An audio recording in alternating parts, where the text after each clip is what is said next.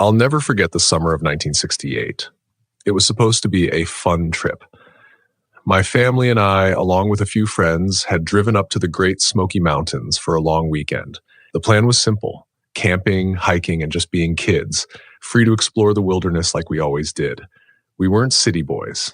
We were raised with dirt on our knees and the freedom to run wild, so the woods were like our playground.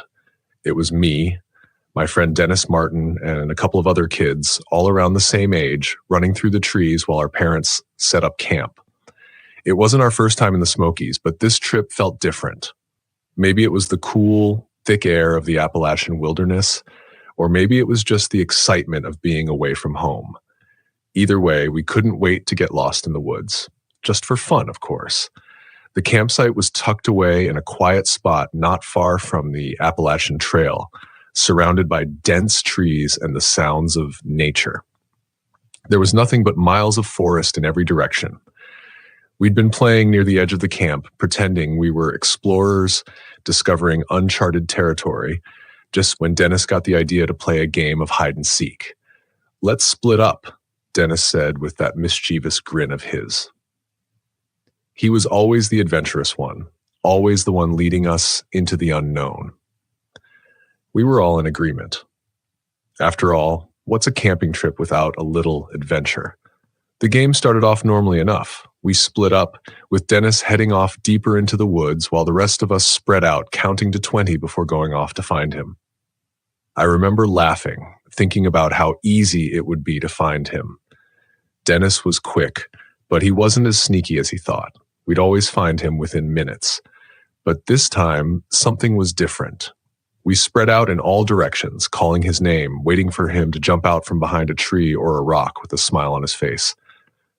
But Dennis didn't appear. At first, we thought he was just being extra sneaky, trying to win the game by hiding longer than usual.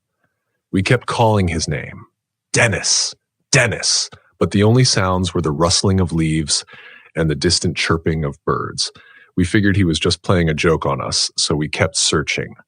5 minutes turned into 10, then 15. That's when the worry started to creep in. I remember one of the other boys turning to me with a concerned look on his face. "Where is he? He wouldn't stay hidden this long," he said. I shrugged, trying to keep my cool.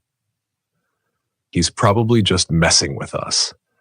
But deep down, I was starting to get that sinking feeling. Something wasn't right. We kept searching, calling his name louder now, moving farther into the trees. The woods felt different all of a sudden, darker, quieter, like they were closing in around us.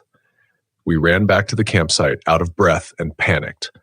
My heart was pounding in my chest as I told our parents that we couldn't find Dennis. At first, they didn't seem too concerned. After all, we were just kids playing in the woods. But as the minutes ticked by and Dennis still didn't show up, their worry matched our own. My dad grabbed a flashlight and the adults spread out, calling Dennis's name just like we had, their voices echoing through the trees. The sun was starting to dip below the horizon, casting long shadows across the ground, and a cold wind had picked up. The air felt heavy, like a storm was coming. And then, like a cruel twist of fate, the rain started. It wasn't just a light drizzle either. It was a downpour, the kind of rain that soaked you to the bone within seconds. The forest floor turned to mud, and the visibility dropped to almost nothing. My dad came back to the campsite, his face grim. "We'll have to wait until morning," he said. The rain was too heavy to search in, and with night falling fast, there wasn't much we could do. That night was the longest of my life. I barely slept, listening to the sound of the rain pounding against the tent, my mind racing with all the worst possibilities. Where could Dennis be? What had happened to him? When morning finally came, the rain had slowed to a light drizzle, but the air was still thick with moisture. The park rangers arrived early, and a search party was organized. They combed through the woods, calling Dennis's name, just like we had the day before. They searched for hours, but there was no sign of him.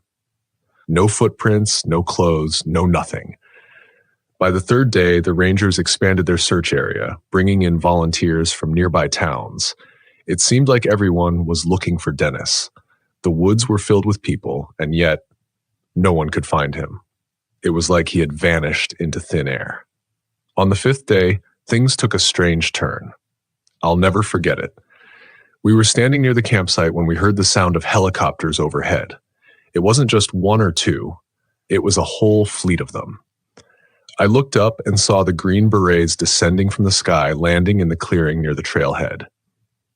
The Green Berets. That's when I knew this was serious. These weren't just regular soldiers, these were the best of the best. They didn't send in the Green Berets unless something was really wrong. The soldiers set up camp near the trail, unloading gear and equipment, talking in low voices. They didn't interact with us much, and I remember feeling like we weren't supposed to be there, like we were outsiders in our own tragedy. The search continued with more intensity than ever, with the Green Berets combing through the woods, but even they couldn't find Dennis. It didn't make sense. How could a boy just disappear like that? There were no signs of a struggle, no evidence of an animal attack. Nothing. Day after day, the search continued, but it felt like hope was slipping away. The rangers and soldiers were working tirelessly, but the look on their faces told me what I didn't want to believe. Dennis was gone. I'll never forget the way my parents looked during those days. The worry etched into their faces, the helplessness in their eyes. It was like the world had stopped, and all that mattered was finding Dennis. But the longer we searched, the more I realized that we might never see him again. By the end of the week, the search had been called off. The Green Berets packed up their gear, and the rangers told us that they had done everything they could. My parents thanked them, but I could see the emptiness in their eyes. How could it end like this? How could we just give up? Dennis Martin was never found. To this day, no one knows what happened to him. Some people say he must have gotten lost in the woods, disoriented by the rain and the trees, but that doesn't explain why they never found a single trace of him.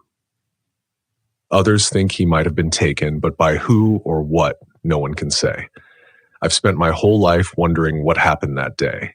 I've gone over it 1,000 times in my head, replaying every moment, every decision, every step we took. But the truth is, I'll never know. One moment Dennis was there, and the next, he was gone. Dennis was a good kid.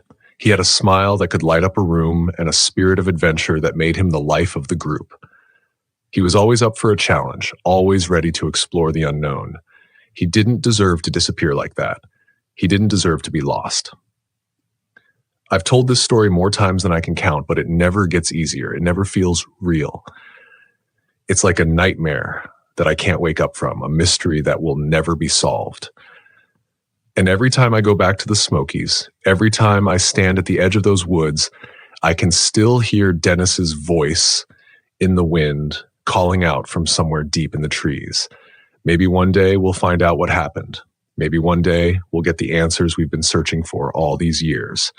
But until then, all we can do is remember Dennis for the boy he was, brave, adventurous, and full of life. Wherever he is now, I hope he's found peace.